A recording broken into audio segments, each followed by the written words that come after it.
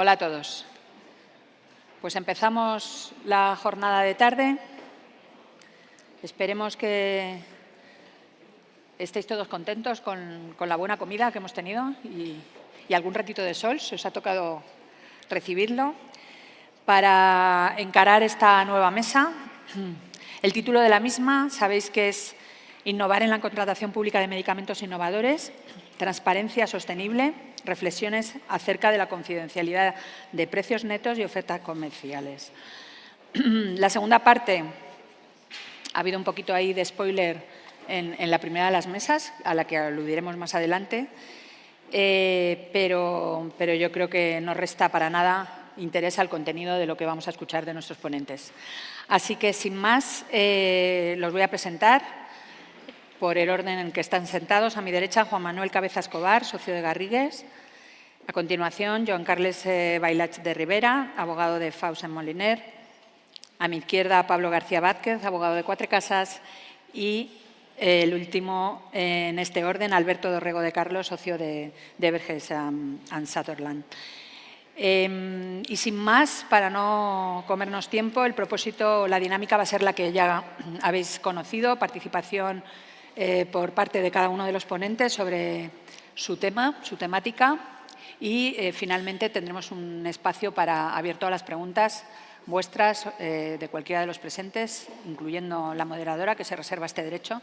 Por eso he aceptado estar aquí sentada. No recibo ningún emolumento, entonces por lo menos tengo el privilegio de incordiar haciendo preguntas. Así que ya les he asustado lo suficiente. Sin más, vamos a pedirle a Juan Manuel que empiece su exposición. Bueno, pues buenas tardes a todos. Lo primero, muchísimas gracias a los amigos de la Fundación CEFI, a Fernando, Nuria, a Victoria, por este magnífico evento. La verdad es que estoy impresionado y por hacerme el honor de estar invitado como ponente y sobre todo por lo mucho que voy a aprender yo también con el magnífico plantel que tenemos aquí hoy. En el caso de mi ponencia me ha tocado hablar sobre la modificación que ha operado la Ley General de Presupuestos sobre la Ley de Contratos del Sector Público en el pasado año 2023. Antes de entrar en materia, de ver esos cambios, yo creo que es conveniente, esto puede que sea de formación profesional, ¿no?, de hacer unos antecedentes, ¿no?, y enmarcarlo adecuadamente el cambio en el contexto en el que se produce, que todos conocéis perfectamente el marco jurídico, con lo cual solo voy a dar unas pinceladas, no me voy a extender mucho.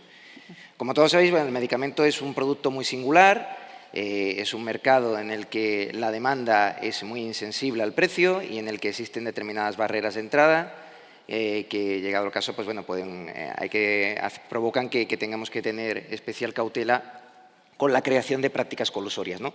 Y al mismo tiempo, y esa es la peculiaridad, los efectos que nos interesan, forman parte de la prestación sanitaria, es decir, la Administración está obligada jurídicamente a dispensar medicamentos. Y esa obligación debe hacerse en unas condiciones adecuadas, en un tiempo justo y con un coste que sea sostenible. Yo creo que esta es la clave al final de todo. O sea, tenemos que conseguir una prestación sanitaria de calidad y que resulte sostenible para garantizar el cumplimiento del derecho a la protección a la salud recogido en el artículo 43 de la Constitución española. Siendo así, se justifica que sea un mercado en el que haya cierta intervención por parte de la Administración. La Administración tiene que garantizarse que va a cumplir este objetivo, que va a cumplir esta obligación legal que tiene de realizar una prestación sanitaria de calidad y sostenible. Y esa intervención, podríamos decir a priori que se refleja a dos niveles.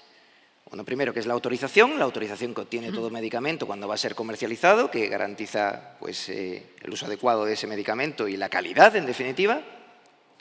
Y el otro es el precio, ¿no? El sistema de precios de referencia que todos conocemos perfectamente. Un producto va a empezarse a comercializar, un medicamento, tiene que pasar por un procedimiento de fijación del precio, que aquí la doctrina mayoritaria e incluso el Tribunal de Cuentas ha declarado, sin ningún tipo de tapujo, que es un procedimiento de negociación puro y duro. Todos conocéis de qué estoy hablando, no sé si decir más duro que puro el procedimiento, porque lleva aparejado, como bien sabéis, en ocasiones descuentos importantes, ¿no? Y eso pues es un primer elemento hacia la sostenibilidad, pero también un primer elemento tensionador del precio del medicamento, ¿no?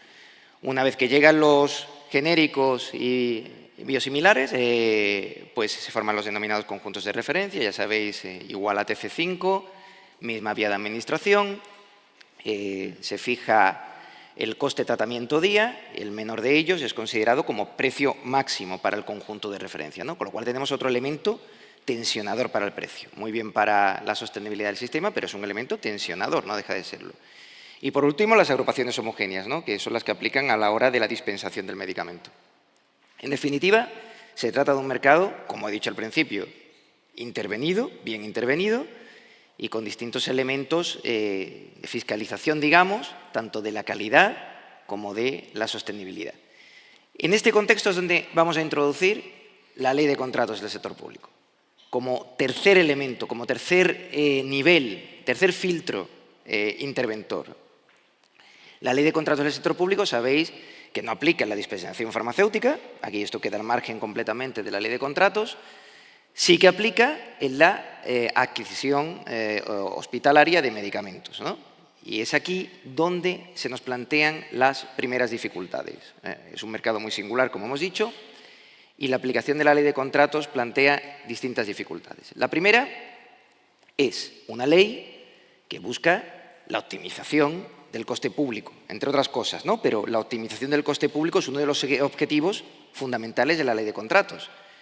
Claro, aquí uno lo primero que piensa es, bueno, vamos a negociar sobre lo negociado, ¿no? Esto, como yo suelo decir, es como firmas un contrato de arrendamiento con tu arrendador, lo negocias todo, lo dejas todo bien aquilatado, el contrato firmado con el precio, y el día que te presentas allí para tomar posesión de tu nueva bonita casa, pues el arrendador te está esperando y te dice, bueno, ¿hablamos del precio? Pero bueno, si ya hemos negociado. Es una doble negociación, ¿no? Salvando es un ejemplo sencillo, muy simple, pero que creo que sirve para tomar conciencia que no podemos obviar el elemento de que el producto sanitario, el medicamento, ya viene de una negociación previa, de una negociación lícita. Y eso creo que la ley de contratos, el régimen jurídico que se configura en la ley de contratos, no lo puede obviar.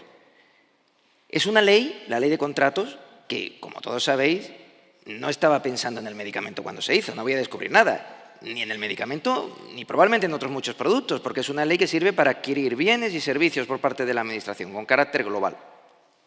De hecho, si nos vamos al texto, que no es corto, como muchos sabéis, creo que tiene más palabras que el Código Civil, para encontrar medicamento, producto sanitario o vacuna, tienes que irte a la disposición adicional 27ª, que es el único artículo de toda la ley que regula o que establece matizaciones, diría yo, o concreciones respecto del régimen jurídico del medicamento, ¿no? Porque todo en el resto del texto no hay ninguna matización en este sentido.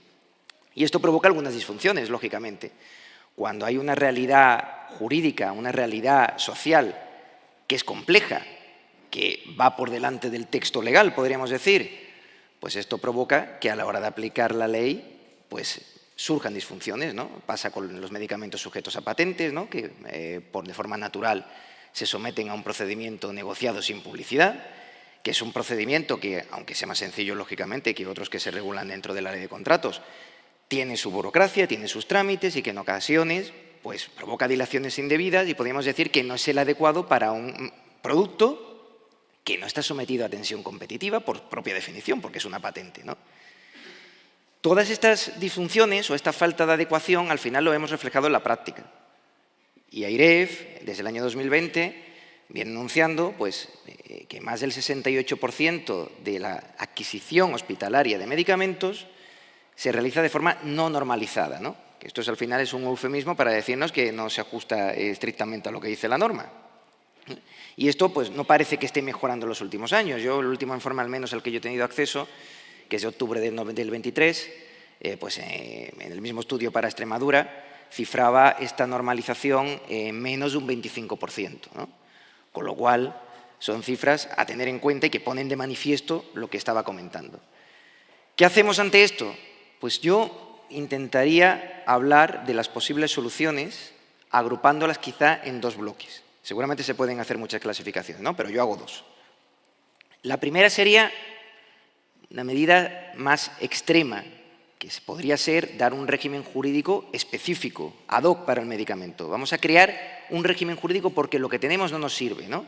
Y vamos a hacerlo incluso al margen de la ley de contratos. podría hacerse. Hay otras competencias que podrían amparar la creación de ese régimen jurídico. Podría intentarse, ¿no? Hay un segundo bloque de soluciones que a mí me parece que son más pacíficas, digamos, más suaves, que sería intentar buscar la solución dentro de la propia ley de contratos. Ya la ley de contratos nos da herramientas, algunas que son de muy mucha utilidad. Bueno, busquemos adaptar, matizar, adecuar esas herramientas para que se adapten bien a un mercado que sabemos que es complejo. Y es en este segundo bloque donde yo incardinaría esta Ley de Presupuestos Generales de 2023 en cuanto a lo que se refiere a modificaciones de la Ley de Contratos.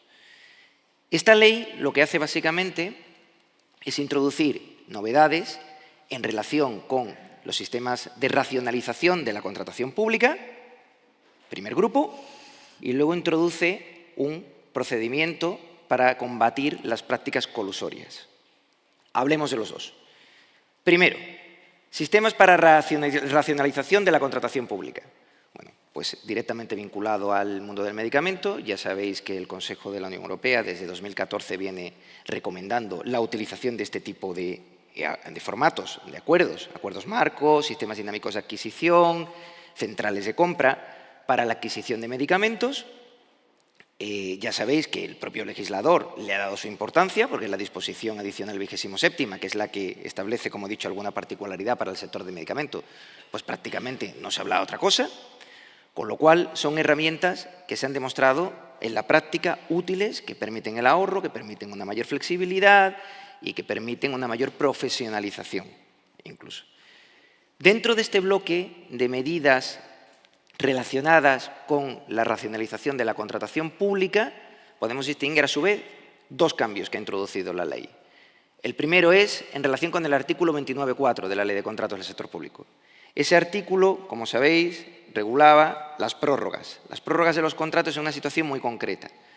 Cuando surge un determinado imprevisto en el procedimiento de adjudicación de un contrato nuevo, ya tienes un antiguo firmado en el que te están suministrando, en el que te están prestando un servicio. Cuando surge un imprevisto a la hora de adjudicar el nuevo que va a sustituir al anterior y existan razones de interés público, esto es lo que nos dice la ley, el órgano de contratación podrá prorrogar el contrato anterior, el que va a vencer, por un plazo máximo de 9 meses, siempre y cuando cumpla una condición, que con 3 meses de antelación publique el anuncio o haya publicado el anuncio del nuevo contrato, que haya actuado de forma diligente. La Ley de Presupuestos Generales lo que hace es establecer una particularidad para los acuerdos marco y los sistemas dinámicos de adquisición. Y dice que será bastante con que este aviso, entre comillas, en este caso serán invitaciones a los contratos basados o a los contratos específicos, se hagan con 15 días de antelación. En mi opinión, un buen cambio, razonable, va a permitir seguramente dar cobertura jurídica a muchas situaciones que ya de facto se venían produciendo, que probablemente estén dentro de eso que la AIREF llamaba situaciones no normalizadas, con lo cual creo que es un cambio que tiende a dar estabilidad y seguridad jurídica. Me parece positivo. Segundo cambio que introduce la Ley de Presupuestos Generales, artículo 229. Para hablar del artículo 229, primero nos tenemos que ir necesariamente a la disposición adicional 27ª, que ya he mencionado varias veces, ¿no? Que no se cambia por la ley de 2023, pero que sí que establece los mecanismos de racionalización de la contratación, que básicamente son dos, las centrales de contratación y los acuerdos marco. Los regula. La central de contratación, ya sabéis que el Ministerio de Sanidad adquiere y las distintas entidades públicas pueden adherirse a ese sistema, y en el acuerdo marco, digamos que se articula en dos fases. Al principio es verdad que cuando se configuró el acuerdo marco, en el que firmaba el acuerdo marco el Ministerio de Sanidad y los contratos basados o derivados los firmaban los entes que se adherían al acuerdo marco, se planteó la disyuntiva de si ese esquema de dividir el acuerdo marco en dos pasos era ajustado a norma o no. Esto ya se aclaró hace muchos años mediante un Real Decreto Ley 2010, con lo cual no cabe duda de que esto tiene encaje legal. ¿Qué hace en este caso la Ley de Presupuestos Generales de 2023? Bueno, pues establece alguna cosa que nos puede parecer bastante obvia, a mí me lo parece, por ejemplo, y es que cuando una entidad pública vaya a adherirse a una central de contratación, que garantice que su presupuesto está ajustado a dicha adhesión y que el plan de la central también está ajustado a esa adhesión que se va a producir.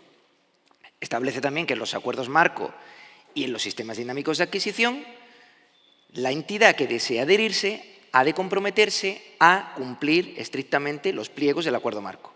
Una obviedad, no se me ocurre que pudiera ser de otra forma, la verdad. Pero bueno, bien está que la norma lo aclare.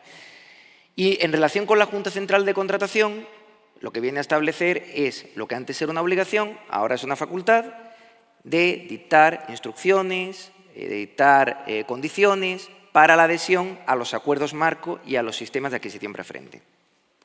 En mi opinión, es un cambio que, sinceramente, no va a tener un gran impacto en la normativa. No me parece que vaya a tener un gran impacto. Está bien, porque se ha descargado la intervención por parte de la Junta Central de Contratación, es una cosa que me parece positiva. Se ha dado un poco más de seguridad jurídica al procedimiento de adhesión, pero no me parece que vaya a ser un cambio muy relevante. Siguiente cambio y último cambio introducido por la Ley de Presupuestos Generales. El procedimiento del que os había hablado, el procedimiento para combatir prácticas colusorias. Muy relevante en el sector del medicamento, porque es un sector que, por las condiciones que hemos visto antes, puede ser proclive a generar estas prácticas y, por tanto, no es baladí, es relevante que se cree un procedimiento de este tipo. Y, en mi opinión, es positivo que se haya creado y que se haya regulado en la ley un procedimiento de este tipo. Por decir 2 puntos de mejora, se limita a los contratos sujetos a regulación armonizada. Yo no veo el sentido de por qué no extender la aplicación del procedimiento a los contratos no sujetos a regulación armonizada también. ¿Por qué en esos contratos dejar en manos del órgano de contratación las medidas que deben adoptarse? Y segundo aspecto de mejora, hombre, yo lo hubiera hecho mediante un reglamento.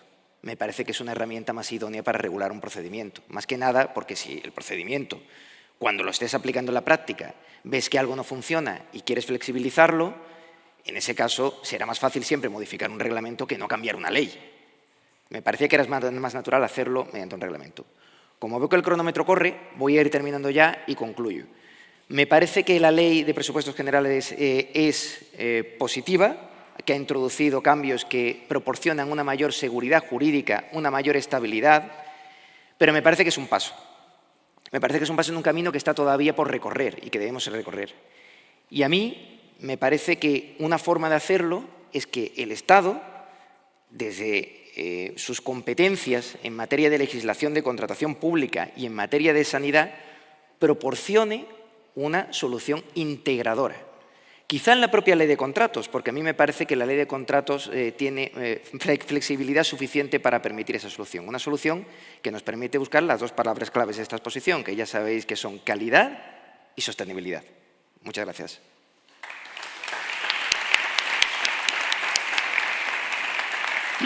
Gracias, Juan Manuel. Saltamos o cambiamos de tema, sin perjuicio de que luego en el turno de preguntas te preguntaremos algo seguro sobre lo que nos has contado. Las siguientes 3 ponencias tienen un hilo conductor más coherente entre ellas y va a empezar Joan Carles con una ponencia relacionada con lo que hemos llamado en el título grande transparencia sostenible. Nos gustaría que os quedarais con ese concepto, porque como decía esta mañana César, ¿a quién de la sala va a proclamar que no le gusta ser transparente? Pues creo que nadie. Todos queremos utilizar ese lema, ser transparente. Pero le hemos añadido este apellido, sostenible, transparencia sostenible, por una serie de razones que a continuación nuestros ponentes nos van a explicar. Así que, Joan Carles, empezamos contigo. Pues muchas gracias, Victoria, por esta presentación y muchas gracias a CEFI por la invitación. Espero que os esté gustando esta mesa. Vamos a intentar hablar ahora de transparencia. Cuando comenté con Nuria un poco de qué podíamos hablar, pensamos que sería interesante hacer un poco de, oye, poner la vista atrás, ver qué ha pasado en estos 10 años desde que se aprobó la Ley de Transparencia en el sector del medicamento, ver en qué punto estamos ahora y también ver un poco qué retos tenemos para los próximos tiempos. Como sabéis, hace 10 años se aprobó la Ley de Transparencia y Acceso a la Información Pública y Buen Gobierno. Esta ley es la primera ley que regulaba el derecho de acceso a la información pública en nuestro país. Y para mí, 2 conceptos que debemos tener claro también para seguir esta presentación son, por un lado, el concepto de información pública, es decir, qué entiende la ley por información pública. En este sentido, la ley es muy clara y dice, información pública es cualquier documento, sea en el formato que sea, que esté en poder de la Administración porque haya sido elaborado en el ejercicio de sus funciones por ella misma o bien adquirido. Por tanto, en la práctica, cualquier documento que tenga la Administración puede ser objeto de una solicitud de acceso a la información pública. Y luego el otro concepto que creo que también es interesante es el tema de los límites. Es decir, Este derecho no es ilimitado, por tanto, en algunos casos hay algunos bienes jurídicos que deben quedar por encima de este derecho de acceso a la información pública. Y estos bienes jurídicos están en el artículo 14, entre ellos pues, los intereses económicos y comerciales, la seguridad nacional y la defensa del Estado, la política monetaria. Bueno, un poco estos son como los bienes jurídicos que la ley protege en algunas ocasiones por encima del derecho al acceso. Dicho esto, ¿qué hemos visto estos 10 años? Pues bueno, que algunas fundaciones, algunas personas físicas individuales pues han hecho solicitudes para saber el precio y las condiciones de financiación de los fármacos. Y en este sentido, lo que es más habitual que pedían es la resolución de precio y financiación, ¿no? Y en este debate, el Ministerio de Sanidad, si bien es cierto que ha tenido una posición contundente a favor de la confidencialidad de esta información, pero, por otro lado, el Consejo de la Transparencia pues, ha tenido una posición más favorable a permitir acceso. Por tanto, tenemos que acabar en los tribunales, como hemos acabado pues, en numerosos casos, ¿no? Y en los tribunales, ¿qué ha pasado? Y aquí debemos diferenciar, por un lado, procedimiento y fondo. En cuanto a procedimiento, estos 10 años hemos visto que en algunas ocasiones no se daba trámite de audiencia a la compañía farmacéutica afectada por esta solicitud, ¿no? Entonces, la compañía pues, no podía alegar, no podía plantear sus argumentos en contra o a favor de la información, porque recuerdo que cuando se da este trámite también se puede alegar a favor, es decir, que no presupone nada este trámite. Y claro, el Consejo, en este caso, el Tribunal Supremo ha resuelto esta cuestión, esto ya está zanjado, está solucionado, y el Tribunal Supremo, en una sentencia del 2021, dijo 3 cosas. En primer lugar, que evidentemente se debe dar audiencia a aquel tercero que pueda estar afectado por una solicitud de acceso a la información pública. En segundo lugar, que el Consejo de la Transparencia debe darle audiencia si el Ministerio no lo ha hecho. Y en tercer lugar, en caso de que el Consejo de la Transparencia diga, oiga, es que yo no sé quién es este tercero, entonces lo que tiene que hacer es retrotraer las actuaciones para que sea la Administración, en este caso el Ministerio de Sanidad, quien dé el trámite de audiencia. Por tanto, en cuanto a procedimiento, esto está zanjado, está funcionando razonablemente bien y ahora, por ejemplo, tuvimos un ejemplo claro en el Boletín Oficial del Estado hace escaso un mes, que se publicó una invitación a aquellos terceros que quisiesen alegar para plantear alegaciones. En cuanto al fondo, aquí ya entramos un poco en una materia un poco más difusa, no está claro del todo. En este caso, el Supremo aún no ha llegado ningún caso al Supremo, por tanto, no tenemos una posición clara. Tenemos algunas sentencias que nos han dado algunas pistas a favor de esta confidencialidad, y aquí me quiero referir a la sentencia de la Sala de lo Contencioso Administrativo de la Audiencia Nacional de 2021, que ratificó la posición del Ministerio de Sanidad, que en síntesis decía lo que ha dicho César, oiga, es que yo si doy transparencia al precio y las condiciones, al final me estoy perjudicando a mí mismo, Sistema Nacional de Salud, porque pierdo capacidad de negociación con los laboratorios y por tanto esto al final redunda en precios más altos y quizás en un acceso pues, más largo o más difícil. Luego tenemos una sentencia de Canarias, del TSJ de Canarias, muy interesante, de hace escaso un año, que en este caso era un tema de contratación pública, pero hacía una reflexión interesante, que decía, oiga, el precio unitario en un contrato negociado sin publicidad es el PVL. Este PVL está obtenido a partir de información confidencial que aportan las compañías farmacéuticas y, por tanto, tiene la calificación de secreto empresarial. Ergo, la compañía farmacéutica tiene derecho a protegerlo. Estas 2 sentencias son como las más referentes que hemos obtenido a nivel de a favor de esta confidencialidad. Luego, es cierto que hemos tenido también este año 4 sentencias, digamos, en sentido opuesto de los juzgados centrales de lo contencioso administrativo, en este caso, por tanto, unas sentencias que podríamos decir como de primera instancia, en el que ha resuelto favorablemente a conceder acceso a las resoluciones de precio y financiación de 4 medicamentos. ¿Y qué argumentos nos han dado en este caso los tribunales? Principalmente los podemos resumir en 4. Primero, que el artículo 97.3 de la Ley de Garantías, aquel que establece que la información técnica, económica y comercial que las compañías aportan en el procedimiento de financiación es confidencial, no es un régimen específico de acceso a la información pública que sea capaz de desplazar la Ley de Transparencia y, por tanto, debe aplicar la Ley de la Transparencia. En segundo lugar, también interesante, dicen, oiga, de transparentar el precio y las condiciones de financiación, o en este caso la resolución de precio, no se está causando ningún perjuicio a la compañía farmacéutica por cuanto ya ha negociado el precio con el Ministerio. Por tanto, esto ha concluido y no se va a causar ningún perjuicio.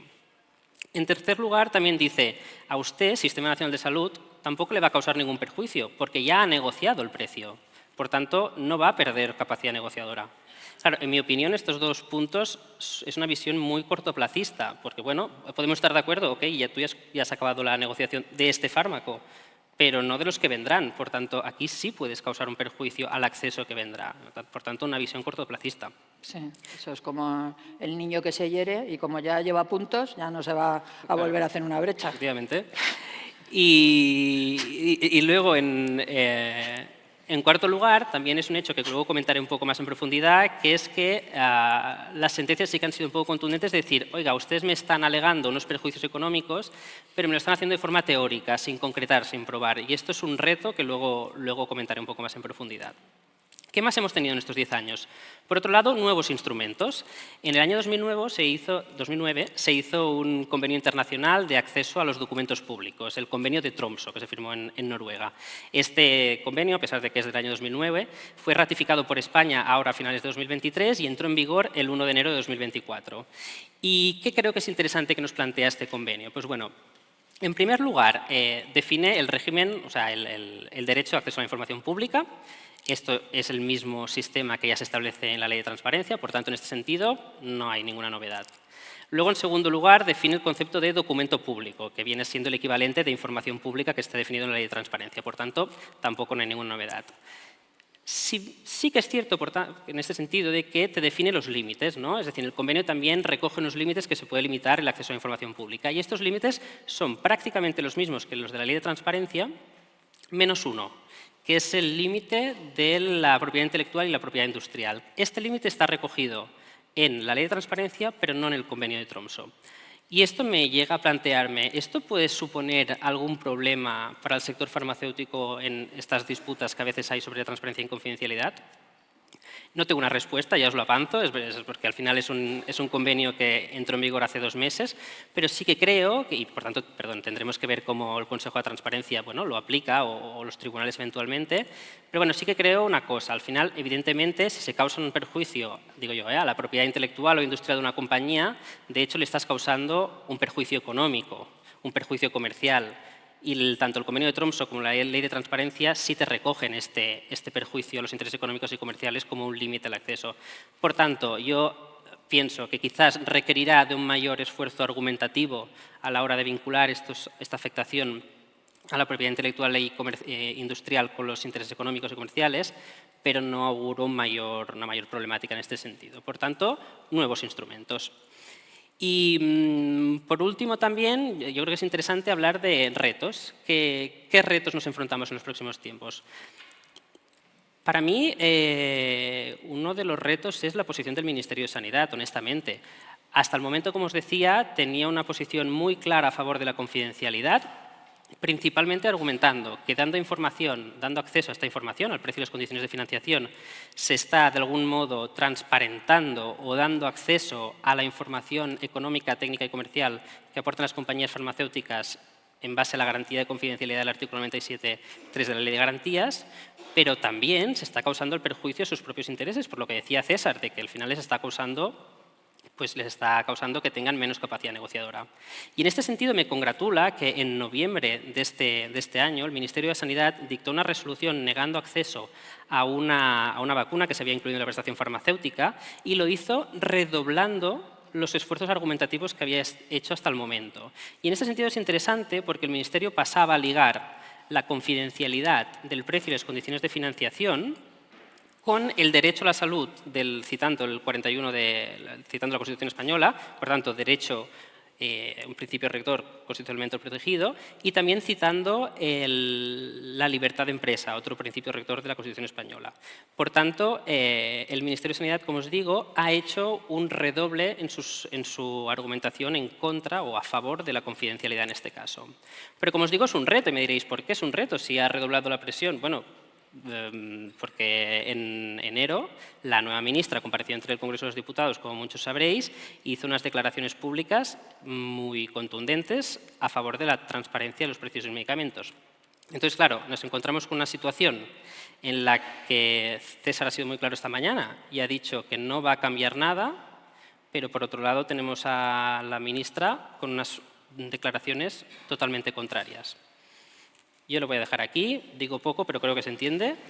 Veremos cómo avanza esto.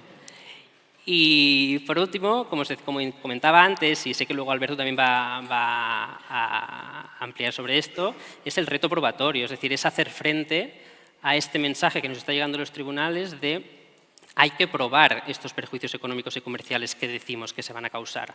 Pero claro, también es paradójico, porque cuando lo hemos intentado... Os pongo un ejemplo. Hemos intentado argumentar ante los tribunales en varios casos que la información que se recoge en las resoluciones de financiación es información que deriva directamente del dossier de precio y reembolso. Y en un caso, escandalosamente, porque, por ejemplo, hacía referencia a ofertas que no habían sido aceptadas.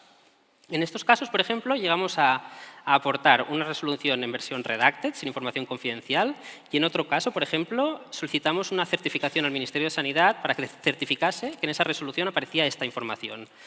Aún así, los tribunales han hecho oídos sordos y no han valorado esta cuestión. Por tanto, evidentemente nos enfrentamos ante un reto probatorio que además es complicado, porque ¿cómo argumentas los perjuicios que te va a causar transparentar una información sin transparentarla? Y en este sentido, la Abogacía del Estado, el Ministerio de Sanidad, sí que fue muy contundente en sus recursos ante la Audiencia Nacional y, por tanto, bueno, esto va ligado con el otro reto. ¿Qué posición va a mantener la Abogacía del Estado en los siguientes, digamos, litigios que se auguran que vendrán? Por tanto, reto importante, reto probatorio. Y ya para acabar, porque creo que me quedan 2 minutos escasos, hacer simplemente una reflexión de que este tema de transparencia versus confidencialidad, que tampoco debía ser versus, porque al final transparencia no está reñida con confidencialidad, como bien ha explicado César, Ana anteriormente. Pero es ver qué pasa en nuestro entorno europeo, ¿no? Y hemos tenido algunas resoluciones también en estos últimos 10 años, por ejemplo, la resolución del comisionado irlandés, que claramente se posicionó o sea, al final lo que dijo el comisionado es que el interés por tener unas condiciones económicas más favorables y también dado el impacto presupuestario que tenía en la financiación de determinado fármaco, estaba muy por encima del interés particular a conocer el precio de este medicamento.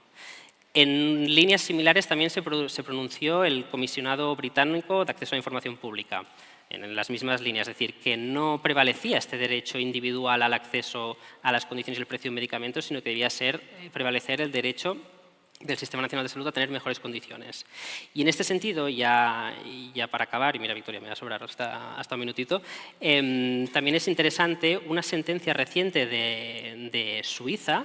No os quiero hacer mucho spoiler porque me consta que Beatriz y Rosa están preparando un artículo, pero que sí que era muy interesante, porque al final lo que acaba diciendo este tribunal de Suiza es que dar acceso a las condiciones de financiación de las terapias génicas que se financian en Suiza podría provocar 2 cosas, principalmente. Aumento de precios y retraso en el acceso. Y si os fijáis, son las mismas cosas que yo estaba señalando anteriormente de la visión cortoplacista de los tribunales hasta el momento. Por tanto, y concluyendo, tenemos una ley de transparencia que claramente ha impactado en el sector farmacéutico. A nivel de procedimiento se está aplicando razonablemente bien una vez que haya quedado solucionado A nivel de fondo veremos en los próximos meses y años cómo acaba esta cuestión y se acaba llegando al Tribunal Supremo. Retos, veremos qué posición tiene el Ministerio de Sanidad con la incógnita esta de lo que ha pasado hoy.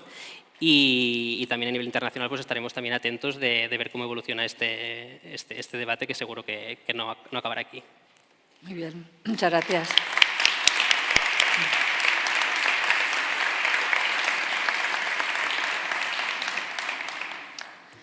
Después de este buen resumen y repaso, John Carles, vamos a escuchar a Pablo, que va a cubrir este tema, pero desde la perspectiva del derecho de la competencia, elementos del derecho de la competencia. Así que encantados de escucharte, Si no Pablo. supone mucho problema, aprovecho Ninguno. y hago uso de la... Adelante, adelante. Soy inquieto por naturaleza y... La comodidad de nuestros ponentes está por encima de dónde están ubicados. Buenas tardes, ¿qué tal? ¿Se me oye bien o por duplicado? Bien, sí. ¿Ya habéis puesto el timer? Ya, bueno. Han contado los pasos. Sí, no, porque aunque no es la primera vez que pues he sido invitado a este foro aquí en el curso de Derecho Farmacéutico, uno nunca se acaba de acostumbrar a tener el timer y esa cuenta regresiva que parece que si llega a 0 algo terrible vaya a suceder. Y el año pasado, bueno, Victoria no moderaba la mesa, pero yo fui el único de los ponentes que no se ajustó al tiempo, entonces a ver si este año tengo mejor suerte. Muy bien, para cubrir este tema, que como ya habéis visto y creo que también algo por lo que me ha parecido oír se ha debido comentar esta mañana, es un debate complejo y alguien pues ha tenido a bien, con buen criterio, diría yo, reservar un espacio, o sea, un tiempo, para un poco introducir una perspectiva pues desde el punto de vista de la normativa en materia de libre competencia, de defensa de la competencia, para ver un poco qué podemos aportar desde esta disciplina un poco pues, a esta discusión, ¿no? De hecho, cada vez hay una mayor sensibilidad por esta materia. Se ha comentado también pues, como novedad la inclusión, la previsión de un procedimiento nuevo vinculado a la detección de prácticas colusorias en este ámbito, etcétera. Con lo cual, cada vez pues, es algo que tenemos un poquito más presentes y que estamos poco a poco integrando en este debate. Entonces, voy a ello, porque si no me va a pasar como el año pasado.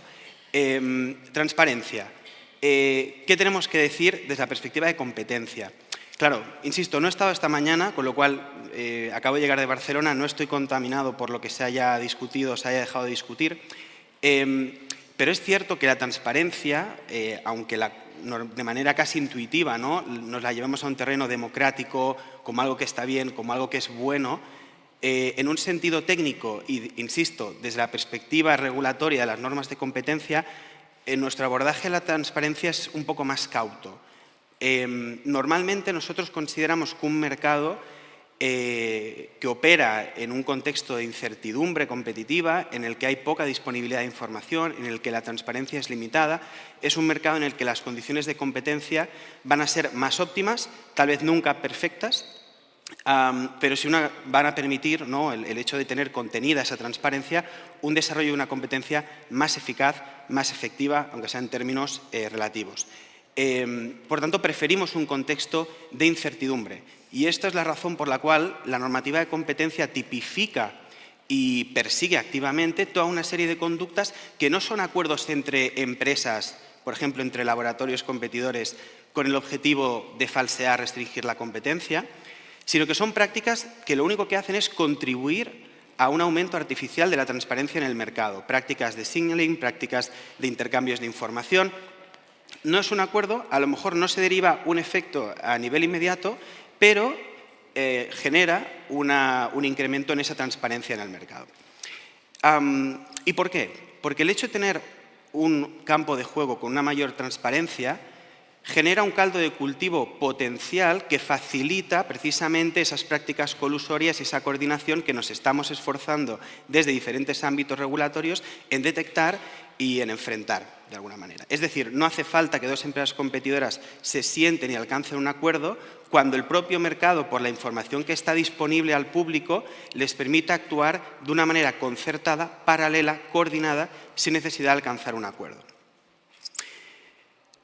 Entonces, para poder proseguir, el siguiente punto sería ver qué entendemos por información comercial sensible a efectos de la normativa de competencia, porque es un concepto con sustantividad propia que no tiene por qué coincidir con el que se maneje desde otras ópticas, ni necesariamente con el concepto de secreto empresarial o de secreto de empresa. No hay una varita mágica, no hay una definición absoluta, pero sí tenemos unas directrices horizontales de la Comisión Europea en esta materia actualizadas y ampliadas recientemente, y una de las materias en las que se incide un poco más es en todo lo relacionado precisamente con intercambios de información comercial sensible, ¿de acuerdo? Y aquí lo que tenemos son variables, son pistas, ¿no? Por un lado, ¿qué va a ser sensible a efectos de competencia? Bien, esa sensibilidad se va a valorar por referencia a las características del mercado, y aquí destaco dos variables. El grado de concentración, es decir, el número de operadores que hay en un mercado. Yo creo que podríamos considerar en parte el sector farmacéutico un mercado, una industria con un cierto grado de concentración. Y el grado de transparencia natural preexistente, ese punto de partida en cuanto a la transparencia que exista tradicionalmente en ese mercado. Lógicamente, a menor transparencia, mayor será el impacto en las dinámicas de competencia del hecho de que se revele una determinada información. Y luego, otras dos variables que se refieren al tipo de información intercambiada, que tienen que ver con la antigüedad, con el hecho de que la información sea histórica o sea información presente con vigencia actual o futura, y con el grado de detalle, el grado de desagregación de esa información. Todas estas vueltas, ¿para qué? Todas estas vueltas porque al final el concepto de información comercial sensible a efectos de competencia se define en un sentido material como cualquier información reservada, es decir, que no tenga carácter público en circunstancias normales, cuyo conocimiento por parte de empresas competidoras permitiría a estas anticipar razonablemente el comportamiento, la estrategia competitiva de la empresa en el mercado. Aterrizando un poco esto al tema de hoy, al tema que nos ocupa, si hablamos en primer lugar del precio de venta al laboratorio entendido como ese tope, como ese techo fijado administrativamente y define un poco ese techo, ¿no?, del sistema de precios para el Sistema Nacional de Salud, todos aquí sabemos que ese precio no es caprichoso, no es fruto del azar y, como ya se ha anticipado un poco, es el resultado, es el producto de un procedimiento administrativo, de un procedimiento negocial en el cual existe un flujo de información muy relevante de todos los aspectos técnicos, económicos, financieros de ese producto por parte de la oferta hacia el Sistema Nacional de Salud, que será posteriormente la demanda, algo que no se ve en otros ámbitos, en otros sectores, en otras industrias. Aquí, claro,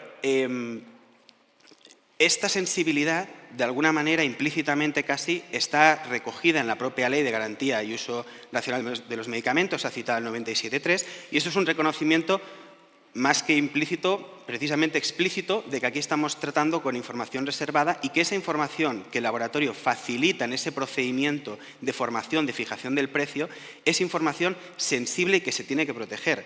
¿Por qué? Porque puede incluir estructura de costes, puede incluir información sobre inversiones y gastos en materia de I+D, información a futuro relativa a las previsiones de venta, estrategia de comercialización del producto, etcétera, etcétera.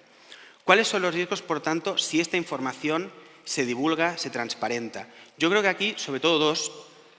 El primero, el perjuicio más inmediato es para el propio laboratorio, que ve publicada una información que en circunstancias normales no tiene ningún incentivo para compartir, para comunicar al mercado y que si lo hiciera sería a costa de infringir las normas de competencia.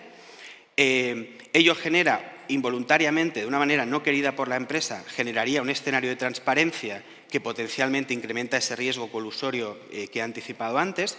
Y luego tenemos un segundo efecto, y aquí hay que ampliar un poco miras, ¿no?, ir a un escenario un poquito más macro, porque a nivel regional, a nivel internacional, a nivel europeo, precisamente el hecho de que existan marcos de confidencialidad, garantías legales de confidencialidad, es lo que posibilita la concesión de condiciones comerciales un poco más favorables, es decir, una política, una estrategia comercial por parte de la oferta de discriminación de precios. Discriminación, entiéndase, no en un sentido peyorativo, sino una política de diferenciación del nivel de precios, de poder atender en condiciones equitativas diferentes territorios, diferentes economías, con diferentes idiosincrasias y particularidades y, por tanto, garantizar de esta manera un equilibrio y un acceso equitativo al medicamento, que al final es lo más importante. Sin ese marco de confidencialidad, lo que nos dice la literatura económica, la teoría económica, hay algún informe que yo creo que es público muy interesante sobre esta cuestión y creo que también Joan Carles algo ha mencionado.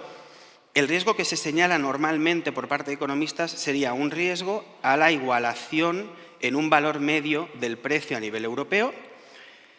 ¿Qué es lo malo y lo bueno de los valores medios y de las medias? Que puede ser percibida como asequible y baja para unos, pero muy alta, inalcanzable para otros, y ese es el riesgo potencial de un incremento de la transparencia desde una óptica un poquito más global, más internacional.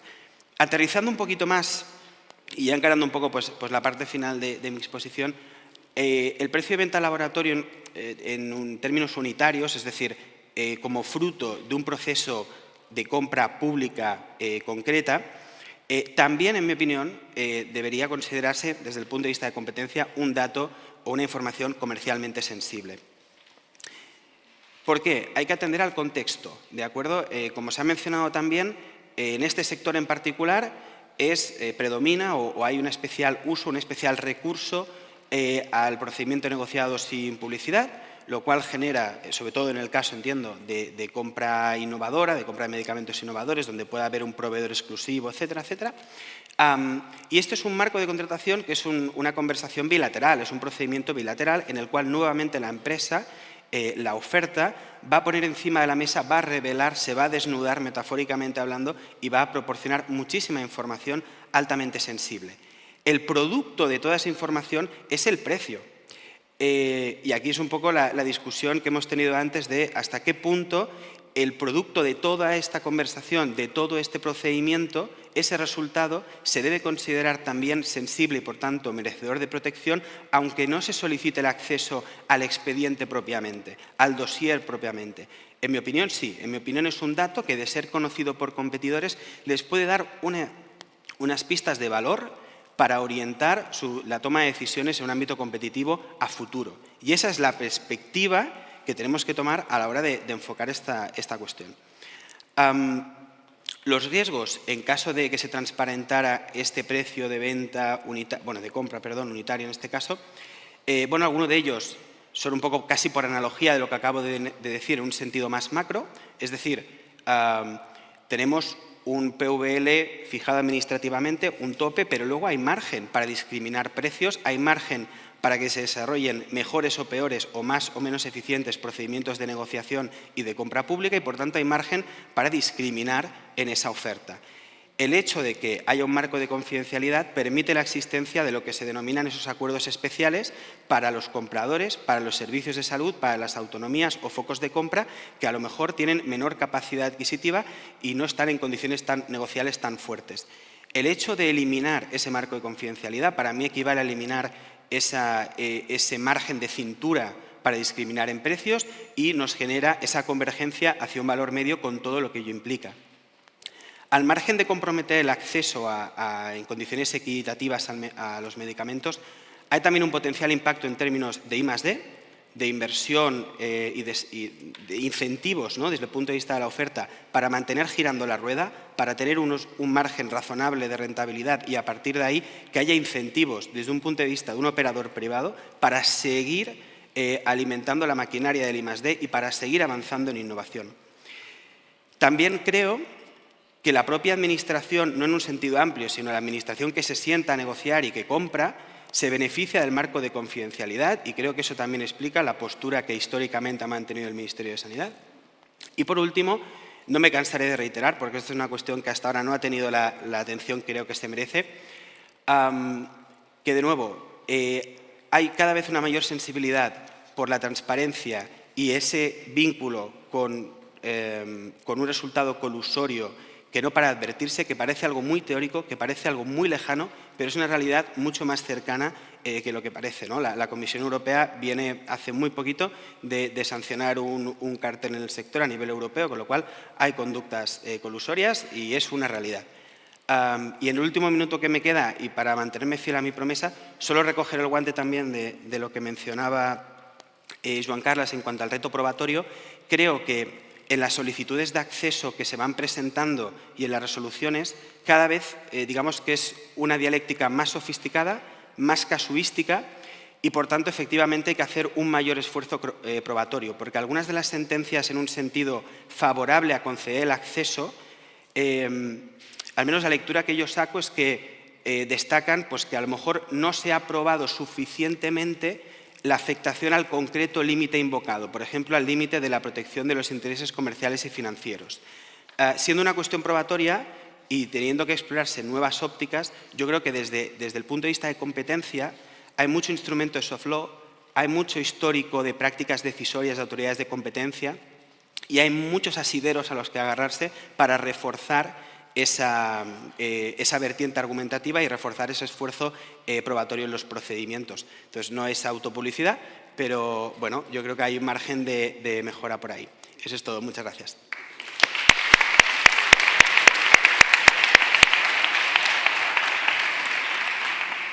Gracias, Pablo.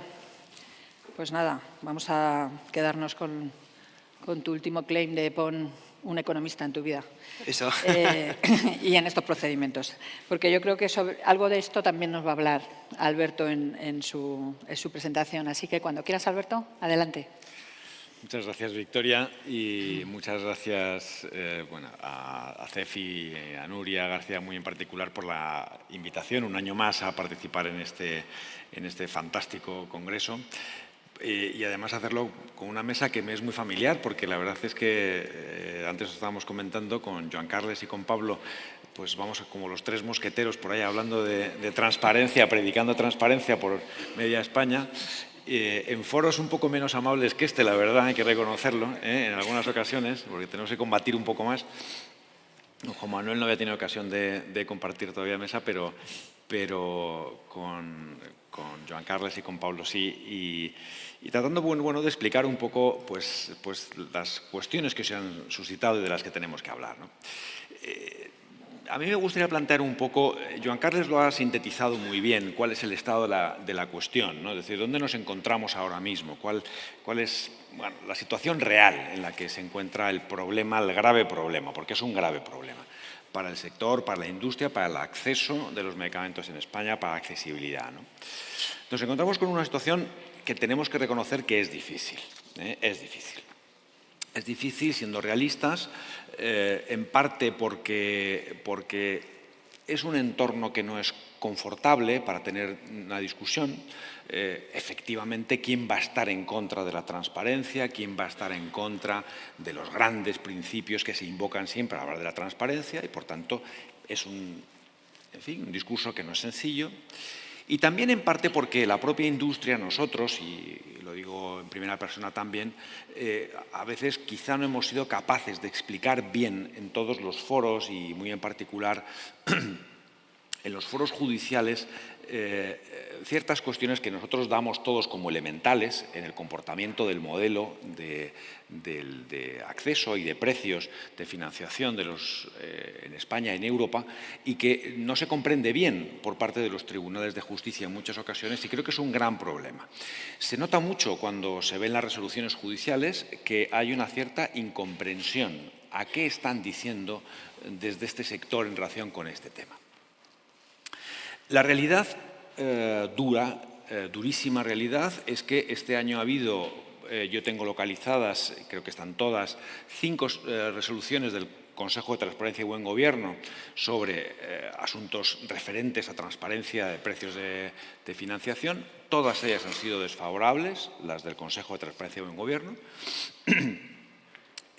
Siendo esta una de las materias más intensas, porque el Consejo de Transparencia y Buen Gobierno no recibe tantas reclamaciones. Este es un asunto especialmente presente en el Consejo de Transparencia y Buen Gobierno. Pues bueno, las 5 han sido desfavorables y las sentencias que se han dictado en el año 2023 también se han mencionado aquí. Las 4 que se han dictado por juzgados centrales de lo contencioso administrativo son todas también desfavorables, son malos precedentes, y la que se ha dictado también por la propia sala, pues en fin, tampoco acaba de ser del todo satisfactoria. Hay una resolución reciente del año 2024, también muy negativa, en la cual pues se entra también al fondo de la cuestión de decisión y son, por tanto, precedentes desfavorables, judiciales, todos ellos, por órganos además de muy distinto pelaje, de muy distinta consideración. ¿Qué se dice en todas ellas? Pues lo que se ha sintetizado ya, es decir, no a la invocación del artículo 97 de la Ley de Medicamento, que no es cobertura suficiente para la confidencialidad o para mantener la tesis de la confidencialidad, porque, en fin, es un entorno distinto y no desplaza a la regulación de transparencia. Y, por otra parte, el artículo 14.1h, que es el que invocamos como secreto o la protección de los intereses comerciales y económicos de las empresas y el secreto empresarial, pues no supera lo que llaman los tribunales, los órganos judiciales, el test del daño, y, por tanto, esa ponderación que debe realizarse entre el bien jurídico protegido con la transparencia, el acceso libérrimo a la información pública generada por la Administración y el daño que se ha producido efectivamente, pues no se acredita por parte de las empresas y se producen situaciones un poco absurdas, como la que antes se comentaba y que glosaba Victoria muy bien, pues hombre, en la que se dicen cosas como esta, es decir, que por el hecho de que ya se haya fijado el precio ya no se va a producir un perjuicio. Hombre, vamos a ver, si yo supiera que el precio iba a ser transparentado, ese precio no hubiera sido ese precio, y por otra parte el impacto que produce en la esfera internacional, en otras jurisdicciones, me parece que es algo evidente, ¿no? Pues eso no somos capaces, por alguna razón, de explicarlo bien y de que sea entendido bien por parte de los tribunales de justicia. Esa es la realidad. Por otra parte está la cuestión que también se ha referido ya del Ministerio, hasta qué punto el Ministerio pues, está respaldando o no del todo. Hasta ahora lo ha hecho de una forma muy contundente. Las palabras de esta mañana yo creo que son muy importantes por parte de César, pero creo que hay algunos nubarrones en el horizonte, vamos a dejarlo ahí, que yo creo que tenemos que ser cautelosos también con ese apoyo que se produce desde esa parte. ¿Hay alguna buena noticia en relación con toda esta cuestión? Alguna hay, ha habido, alguna noticia buena hay. Una buena noticia es la sentencia que se ha producido en el Tribunal Superior de Justicia de Canarias, magnífica sentencia relativa a la que se aborda muy yendo al fondo la confidencialidad de los precios unitarios en los procesos de compra pública, una gran sentencia por la cual nos debemos felicitar y felicitar además muy especialmente a los que han obtenido esa sentencia y han trabajado por ella, porque es un fantástico trabajo. Y creo que hay una buena noticia también, que es el hecho de que haya habido un cambio en la legislación procesal española que lleva a que la competencia para conocer los recursos contenciosos administrativos contra las decisiones del Consejo de Transparencia y Buen Gobierno, por efecto de una modificación de la Ley de la Jurisdicción Contenciosa Administrativa de febrero del año 23, pasa a ser la Sala de la Audiencia Nacional. Se desplaza de los juzgados centrales a la Sala de la Audiencia Nacional. Muy buena noticia. ¿Por qué? Pues porque están en la sección séptima, todos los casos ahora residenciados, una sección un poco más proclive a entender un poco las cuestiones. La única buena sentencia del año 2021 que en esta materia procede de esa misma sección, con un magistrado, un presidente que además es muy sensato en estas materias, y creo que hay un buen foco de oportunidad. Ahora mismo, que yo sepa, hay 4 casos en cuatro asuntos que están en vía de recurso directo ya ante la sala, varias apelaciones, en torno a 5 casos, y yo creo que va a haber una oportunidad de que haya en breve unos pronunciamientos serios y nuevos por parte de la Sala de la Audiencia Nacional. ¿Qué nuevos enfoques hay que hacer en esta materia? Pues creo que importantes. Se ha hablado ya, y no quiero insistir en ello, en que la falta de acreditación se nos echa en falta siempre, se nos echa en cara siempre por parte de los tribunales que sentencian o que han sentenciado hasta ahora. Se nos dice que tenemos, que nos dedicamos en exceso como laboratorios a hablar mucho del interés público que hay en presencia, de la accesibilidad de los pacientes, del acceso, pero que en realidad nunca acreditamos, nunca somos capaces de explicar bien cuál es el perjuicio efectivo, concreto, real que se produce en nuestra propia esfera jurídica. Y eso creo que lo tenemos que abordar de una manera distinta. Se están haciendo esfuerzos en este sentido, yo creo que importantes, por parte de los laboratorios que están llevando a cabo estos procesos judiciales, en alguno de ellos estoy implicado, en los que se está tratando pues, de buscar esas maneras de llevar a cabo la acreditación del daño, lo cual no es sencillo, porque al final es muy difícil acreditar, como decía Joan Carles, los perjuicios sin al mismo tiempo llevar a cabo algo que puede ser casi peor, que es desvelar datos de la propia compañía que son enormemente delicados y sensibles. Ahí estamos trabajando pues, en distintas opciones para trabajar o para abordar esta cuestión que es verdaderamente compleja. Además de esto, creo que hay, y es de lo que quería hablar un poco más en unos minutos, una cuestión yo creo que central, que es que yo tengo la sensación de que, y lo digo mucho en todos los foros en los que participo y hablo de esta cuestión, que este tema no va a tener una verdadera solución si no somos capaces de darle un nuevo enfoque regulatorio. Lo creo sinceramente. El enfoque regulatorio yo creo que pasa por algo bastante sencillo, en el fondo de entender, que es que en realidad los procesos de fijación del precio de los medicamentos no son, como en ocasiones se presentan, unas decisiones administrativas unilaterales, no es el ejercicio de una potestad administrativa unilateral, sino un procedimiento negociado. Lo hemos hablado todos los que hemos intervenido hoy aquí, de una manera u otra lo hemos dicho todos.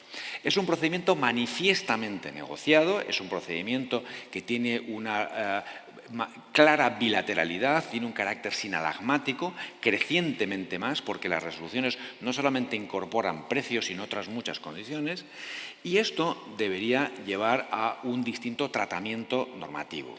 ¿Por qué pasa esto? Pues porque en la norma jurídica hoy está configurado este procedimiento de precio y financiación como un sistema netamente unilateral, un sistema, una decisión administrativa unívoca, el típico ejercicio de una potestad administrativa, como en cualquier otro sector, y no se hace un esfuerzo por entender, que yo creo que es lo que se hace, un mal esfuerzo por entender y un mal esfuerzo por explicar por nuestra parte, de que existen dos facetas dentro del Estado y del Sistema Nacional de Salud.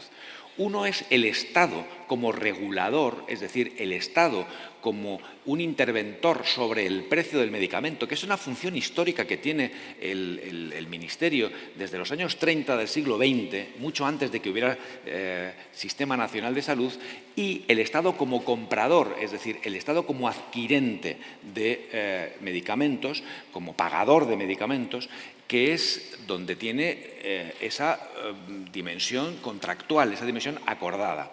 Si somos capaces de construir una regulación del modelo de financiación pública de los medicamentos, es decir, de la fijación del precio de financiación de los medicamentos como un proceso negocial y acordado, estaremos en condiciones de construir igualmente el que esos acuerdos sean acuerdos confidenciales. Ahí habrá un marco razonable de confidencialidad del precio del medicamento porque entra dentro de la misma lógica contractual.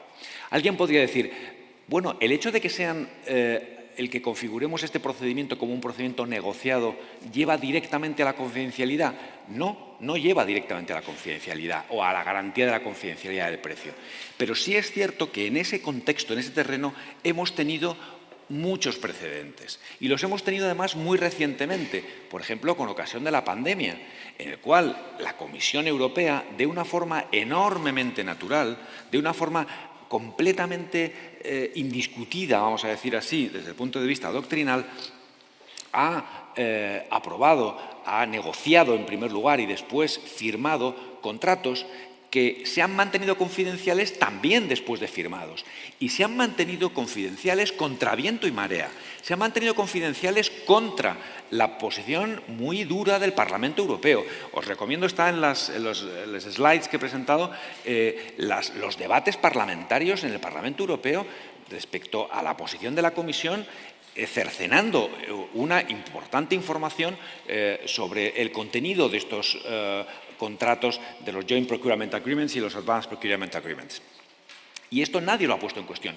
No lo ha puesto en cuestión el Tribunal de Cuentas de la Unión Europea en el año 22 y 23, que ha emitido informes sobre esta materia.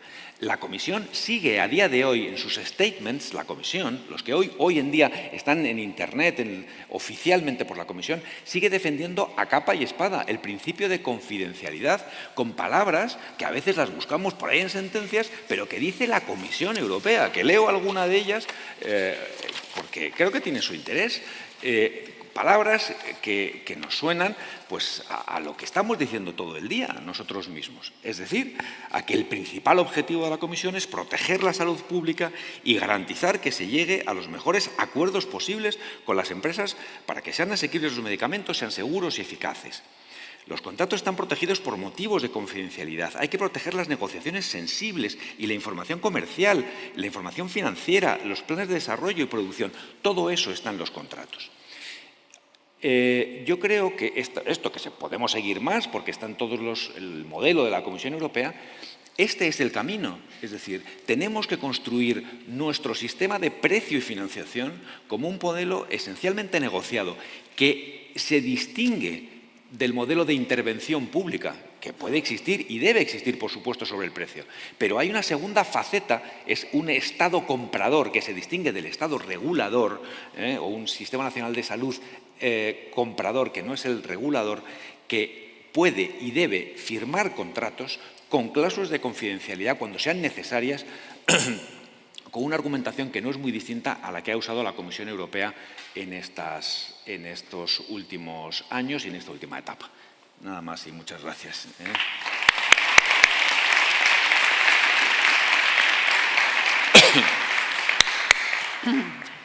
Muchas gracias, Alberto. Me gusta, además, que terminemos abriendo puertas en vez de cerrándolas en este tema, porque yo creo que es necesario para todos tener puertas abiertas. Y aquí abro otra puerta a las preguntas de la audiencia, si existe alguna. Mientras esperamos que surjan, pues, como anunciaba, cumplo mi papel de moderadora y lanzo alguna. Por ejemplo, Juan Manuel, antes de que nos... Porque yo creo que la mayoría de las preguntas, o bueno, también tengo preguntas para el tema de la transparencia sostenible, así que antes de entrar en ello, y aunque sí ha habido capotes relacionados con tu ponencia, como escuchabas, ¿no? del Estado comprador y del contenido confidencial de los contratos que firma el Estado como comprador, y tú mismo has hablado de negociar sobre lo negociado. Bueno, con todos estos elementos, nos compartías generosamente con nosotros tus criterios, tu opinión sobre esa reforma, hasta dónde te parecía que tenía impacto y hasta dónde no. Y has dejado un poco al margen, aunque lo enunciabas, la posibilidad de nuevas vías al margen de la ley de contratos del sector público, ¿no? En concreto, entiendo, ligado a la compra de medicamentos exclusivos. Eso es. ¿Qué alternativas, entonces, como he entendido de tu presentación, que la reforma no ha dado respuesta a todas las necesidades del sector de medicamento, qué alternativas se te ocurren o consideras que podrían explorarse sobre esas nuevas vías al margen de esa ley? Lo de al margen de la ley suena fatal, ahora según lo estoy diciendo, suena fatal. No por ilegal, sino porque... Al margen de la ley, pero dentro del ordenamiento. Gracias. Pues mira, gracias, Victoria. Vamos a ver, sí, efectivamente, yo hablaba de dos bloques. Un bloque que podía ser quizá medidas un poco más extremas, en el bien entendido, y otro bloque que era de esas medidas que se podían adoptar para matizar, cambiar la propia ley de contratos, ¿no? Que es lo que ha hecho, y mi ponencia ha girado en torno a ese cambio que se ha operado mediante la Ley General de Presupuestos Generales de 2023.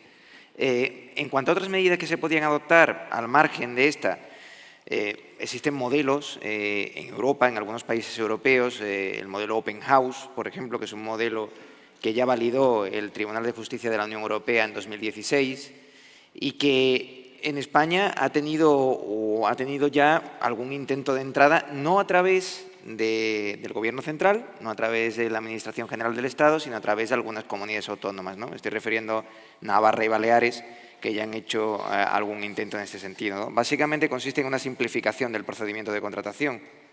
El órgano de contratación publica unas reglas en la que en su caso llevarán el descuento que tenga que llevar, si es que lo llevan, y a partir de ahí los proveedores deciden libremente adherirse a esas reglas para proponer sus productos, ¿no? Sería, en cierto modo, yo creo, hacer generalizado un poco la dispensación farmacéutica de los medicamentos, porque al final el sistema que tenemos para dispensar farmacéuticamente los medicamentos no deja de funcionar como un sistema gigantesco de open house, ¿no? De este tipo de modelo, que sería el que, ya digo, lo están implantando algunos países del entorno europeo, está validado a nivel europeo y se dice que, a pesar de que puede plantear dudas, que de hecho las planteó, de cómo podía integrarse con la normativa en materia de contratación pública, pero sí que en ese sentido está confirmado como plenamente legal y que se puede adoptar. Por tanto, esa es una alternativa que me parece que podría valorarse y estudiarse también. Muy bien, muchas gracias. Suena bien, la verdad. Todo lo que sea simplificar la compra pública de medicamentos cuyos precios ya han sido determinados de la forma que hemos escuchado, creo que nos parece que hace factible compatibilizar el interés público. La Administración siempre intervendría, como todos hemos mantenido respetuosamente en el PVL. Por lo tanto, el ciudadano también vería protegido ese interés en cuanto al uso de los fondos públicos destinados a financiar medicamentos, pero al mismo tiempo nos ahorraría. Y hablo en plural porque yo creo que a mí me gustan las soluciones donde ganan todos, y en este caso gana el laboratorio que participa en esa licitación, la administración pública que compra y los funcionarios que publican, escriben los pliegos, reciben los papeles, todas estas idas y venidas que en nuestros departamentos de de compra pública, de tenders and bids o bid and tenders o como le llaméis cada uno, pues tenemos trabajando. Gracias. No sé si hay alguna pregunta. Ah, muy bien. Ya pasado el momento del calentamiento, pues escuchamos la pregunta. El micrófono lo abrimos. ¿Sí? Sí, ahora sí. Me es un poco difícil hacer la pregunta, pero me vais a entender. Entre Alberto y Joan Carles, pensando en la función de interventor público y comprador, ¿vale? Y ya hasta me quito el lío de las comunidades autónomas, que ya es mucho quitarme. Hay otros países en que realmente se cierra por contrato o por acuerdo, que yo creo que es mejor porque es que en las resoluciones luego te añaden un churretón que no has visto nunca. Quiero decir, yo no sé si alguien ha investigado, vale la pena investigar, que a lo mejor las formalidades sean distintas, porque además dentro de la resolución no es solo confidencial, en mi opinión subjetiva, el precio financiado, sino muchas de las condiciones, o de acuerdo volumen, o de otro tipo de cosas. ¿Cuál es vuestra opinión como profesionales, vamos? Pues mira, si quieres, Irene, hay varios, como sabes, efectivamente hay varios países de nuestro entorno en los cuales el modelo, este modelo contractual, en el fondo, de acuerdo, se hace mucho más explícitamente. Es decir, Claro, o sea, se firma un documento en el cual aquello tiene un perfil contractual. Me he encontrado un caso con el Ministerio, lo pongo como curiosidad, ¿no? En el cual, con un tema que tuvimos de un laboratorio que se había producido una transmisión de una autorización de comercialización, había unas condiciones en esa resolución, pues bueno, que eran discutibles, hasta qué punto se transmitían a los demás, a los adquirentes, a los sucesivos adquirentes, ¿no? Y el Ministerio hizo un informe en relación con esta cuestión. No puedo dar muchos más datos sobre el tema, pero hizo un informe sobre esta cuestión, en la cual el propio Ministerio decía: esto es un contrato, el que tienen ustedes con nosotros. Y invocaba además el Código Civil, invocaba el Código Civil, el Ministerio, hablando pues de claro, esto se producía, que eran un haz de derechos y obligaciones que se transmitían conjuntamente. O sea, el propio Ministerio tiene muy claro que esto es así, ¿no?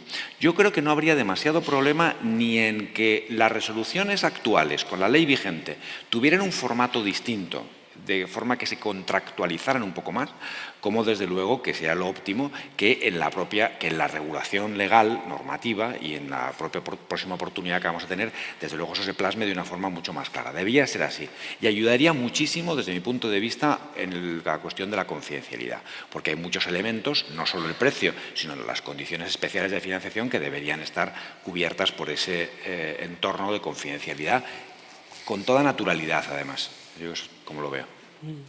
No, yo estoy de acuerdo con Alberto y también estoy de acuerdo contigo de que al final es verdad que a veces es más importante las condiciones de financiación que no el precio, que igual también ahí es una cosa que deberíamos plantearnos. Pero yo soy más partidario, creo que al final cualquier otra opción es un parche. Yo creo que tendríamos que cambiar la ley porque al final, y lo decía antes Pablo, las solicitudes de información cada vez son más complejas y cada vez están mejor redactadas.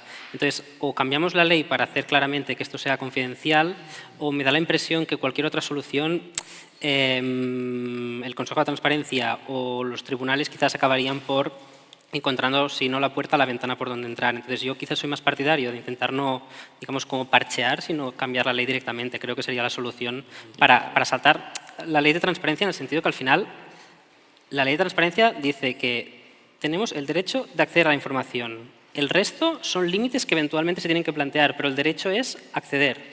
Entonces yo sería más partidario de cambiar la ley directamente. Bueno, yo creo que una modificación legislativa incrementa la seguridad jurídica, pero los procesos están en curso. Por ejemplo, Alberto mencionaba, me ha parecido muy interesante ese trasladar los mecanismos jurídicos de protección de la confidencialidad ligados al mecanismo en que se compraron las vacunas, ¿no? Sí. Porque ahí no había reforma de la legislación española y, en cambio, ha sostenido el zarandeo Totalmente. de este árbol por parte de los que invocaban la transparencia, se ha sostenido bastante bien. Y por alguien que no somos las empresas o quienes representamos intereses particulares, sino la Comisión Europea. ¿Y tú crees que esto podría alguien decir que bueno, esto ha ocurrido porque estaba ligado a la situación excepcional de la pandemia, o podría trascender o debería trascender ese momento? No se basa solo en una excepcionalidad, sino que podría, bueno, trasladarse al momento actual y al debate que ahora tenemos que resolver antes de que se modifique ninguna ley.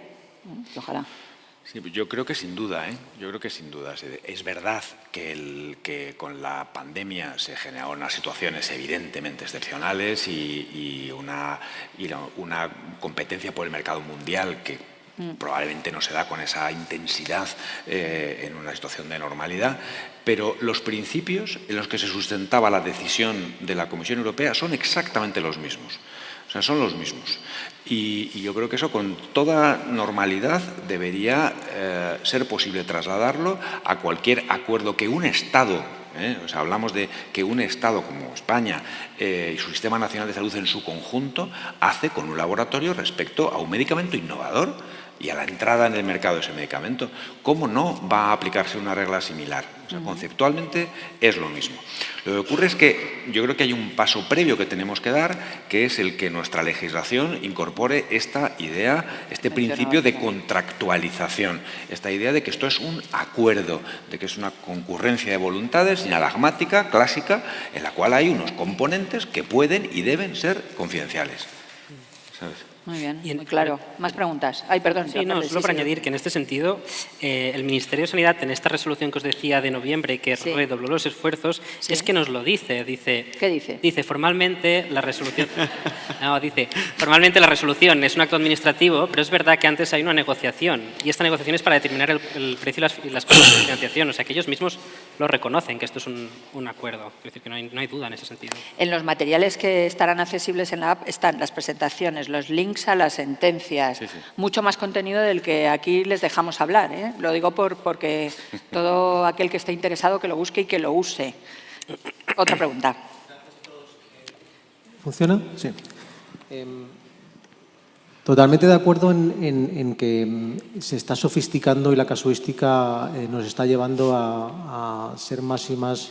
Ese esfuerzo probatorio es importantísimo que mencionabas, Joan Carles, ese efecto educativo, didáctico que mencionaba Alberto.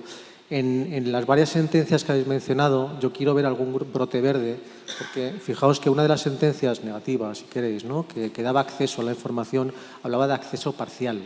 Sí. Y concretamente lo que decía es que la resolución es de acceso parcial, excluyendo la información de la resolución que resulte de términos de la negociación previa. Ahí está el esfuerzo, como decíais, ¿no? el esfuerzo parcial. Pero es que en otra de esas sentencias también reconocía su señoría que esos elementos que Irene hace referencia, en este caso era un riesgo compartido, lo consideraba know-how y secreto comercial y, por lo tanto, confidencial. Es decir, hay algún brote verde, el esfuerzo que estáis haciendo se agradece muchísimo.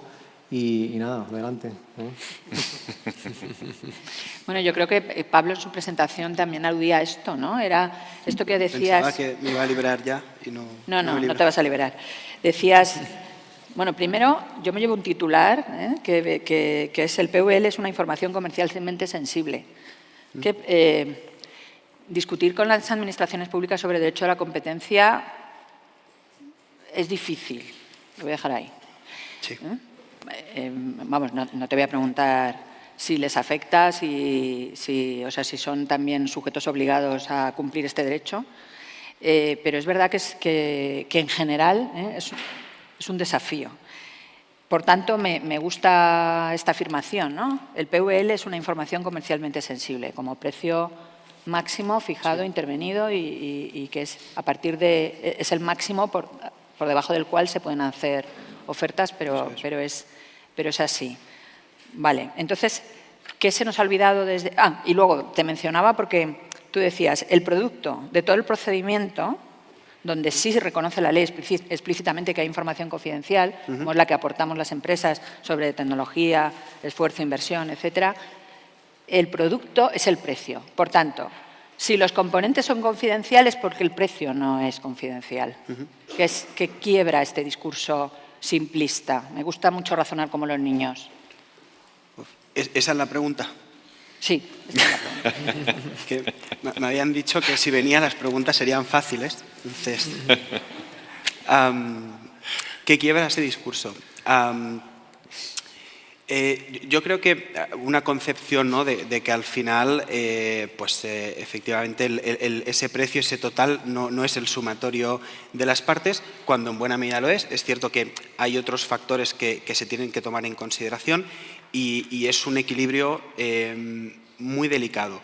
Dicho esto, yo estoy totalmente confortable, cómodo, diciendo que para mí un enfoque tan estricto, tan conservador, que entienda que la cifra que resulta de todo este procedimiento no es información comercialmente sensible que tenga valor estratégico para la compañía de la que deriva, como para los demás, si se transparenta ese precio, para mí es un enfoque efectivamente simplista y diría casi equivocado directamente. Aquí, si me permitís solo un matiz, porque además se me ha quedado fuera antes, y esto lo hilo un poco con también el Consejo de Transparencia y Buen Gobierno y un poco mi posición al respecto. No sé si lo conocéis o si lo habéis leído, pero el Consejo de Transparencia y Buen Gobierno tiene publicado su criterio interpretativo 1/2019, en septiembre de 2019 lo publicó, y ahí es un documento que se lee muy fácil, muy rápido, donde el Consejo dice qué entiende por esa limitación, ese límite al acceso que es el interés comercial y económico. Y yo realmente lo leí muy agradecido el documento, porque prácticamente, y aquí va otro titular, ese límite a los intereses comerciales y económicos prácticamente es equivalente, está estrechamente relacionado con la competencia, hasta el punto de que define, y estas son palabras del Consejo, un interés comercial o económico que puede justificar esa limitación al acceso como aquellas posiciones de ventaja, aquella ventaja que queda comprometida, ¿no?, o cuya divulgación, digamos, compromete ya sea la competencia entre operadores o la integridad de los procedimientos de negociación en los que participan, con lo cual es double check en el caso del sector. Por todo esto, yo creo que efectivamente una visión tan simplista creo que no debería tener recorrido y que en el nivel de sofisticación que está alcanzando el debate a día de hoy tiene ya limitada cabida, la verdad. Muy bien. Pues nada, tendremos que acudir también a esa fuente de derecho para defender nuestra posición en los casos pendientes. No sé si hay alguna pregunta más en el público. Si no, en relación a esta defensa, habéis mencionado en varios momentos el defecto que se lee en las resoluciones sobre la prueba del daño. ¿Sobre la, perdón? Sobre la prueba del daño que invocamos, del daño o perjuicio a los intereses económicos y comerciales de las empresas, en el caso de que se transparentara el precio. Entonces, ¿cómo se puede acreditar ese daño? Si además todavía no se ha producido o no se va a producir porque ya estaba todo decidido, ¿no? ¿Cómo pensáis que podemos acreditar ese daño? ¿De qué forma concreta se os ocurre? Contratando a Pablo, que se ha ofrecido como economista, ¿de qué forma? La verdad es que has hecho la pregunta del millón. Pero bueno, la verdad es que es una pregunta muy compleja y el hecho está en que las sentencias nos están poniendo todos de manifiesto que falta esto. Evidentemente, yo creo que una manera de acreditarlo pues es aportando la literatura científica que ya tenemos actualmente y que demuestra que en caso de transparentar los precios se produce esta alza, se puede producir, por ejemplo, este retraso en el acceso, que también nos señalan nuestros tribunales de países europeos. Esto debería ser una manera concreta de probarla. También es verdad que es que es muy difícil hacerlo, porque luego también muchas veces, incluso las propias compañías farmacéuticas, las filiales de España, no pueden proporcionar quizás cierta información porque es que ni la tienen en la filial. Tú lo sabrás mejor que nosotros, porque igual es que la tienen en las centrales. Entonces es un tema complicado, la verdad. Le tenemos que dar vueltas y ponerle un poco de innovación. Muy bien. Y Alberto, ¿tú tienes alguna idea? Sí, bueno, tengo las mismas dificultades que todos, ¿no? Sí. A ver, yo creo que, en primer lugar, me parece muy importante el buscar, digamos, otros enfoques que no sean el estrictamente jurídico. Hay que buscar un enfoque económico. Hay que buscar mi consejo, desde luego, es que haya un buen apoyo en unos buenos dictámenes periciales, económicos, econométricos, bien hechos por profesionales que entiendan bien el sistema. Creo que es muy importante aprovechar esos informes para explicar muy bien el modelo, no solamente el español, sino cómo funciona comparativamente en el resto de Europa. Creo que hay que explicar para que se entienda cuál es el impacto real que produce una decisión transparentada, una decisión la que no se mantiene la confidencialidad en España, cómo opera esa decisión en otros estados, en otras jurisdicciones europeas o en el mercado internacional, y a la inversa, cómo actúa. Se pueden utilizar fórmulas, o sea, yo creo que desvelar muchos datos sobre medicamentos en concreto no es sencillo, pero sí hay maneras a través de productos de referencia, con algunos productos referenciales. Se pueden utilizar cestas de productos, de medicamentos, se pueden utilizar, digamos, casos un poco más teóricos, abstractos, o sea, se pueden utilizar mecanismos. Se puede utilizar también alguna fórmula que es la de que los especialistas, los peritos, sí accedan a la información y no la desvelen en el propio informe con todos sus detalles. Es decir, hay yo creo que opciones para eso que pueden funcionar, pero yo creo que sería enormemente importante simplemente explicar cómo funciona el modelo, que no creo que se entienda bien cómo funciona en España e internacionalmente. Sí, sí, también lo decías en tu ponencia, que no nos lo estamos explicando muy bien y no puedo estar más de acuerdo. ¿Querías algo más? Sí, añadir simplemente una cosa, porque este sí que es verdad que es un pequeño caso de éxito, pero que está relacionado con esto. Como seguro que sabéis, la ley de contratos del sector público permite pedir al órgano de contratación que anonimices alguna cosa de las cosas que se publican en el portal de contratación pública cuando puede producir perjuicios económicos y comerciales, ¿no? En un caso que llevamos, solicitamos que se sacase el precio unitario de los medicamentos, precisamente exponiendo que la compañía estaba en negociaciones de precio de financiación en otros países y demostrando que España éramos el primer país donde se estaba produciendo. Nos compraron este argumento y decidieron excluir este precio unitario. Lo que pasa que es cierto que al borrar de la resolución el precio unitario se olvidaron uno, entonces, bueno, también es verdad que... Sin comentarios. Pero quiero decir que este perjuicio... Pero interesante. Claro, porque al final interesante precedente. Demuestras de que estás negociando con otros países y esto te puede servir de argumento para... Iba a decir a la española, aunque me pese. Una pregunta última y nos vamos. Habla, que yo creo que ya te han abierto. Es más bien una reflexión y un argumento, porque ya sabéis que es un tema que a mí también me apasiona. Y quería compartir un poco, al hilo de la respuesta que ha dado Alberto, lo que nuestros amigos teutones han dicho en esta última sentencia, hiperrazonable. Han dicho 4 cosas muy interesantes. La primera, que cuando las cosas son lógicas y se entienden bien, el esfuerzo probatorio disminuye notablemente. Es decir, cuando es una consecuencia lógica de lo que pasa, tampoco hay que echar aquí los restos para aportar números, por ejemplo. La segunda, que si todos los países lo hacen, por algo será.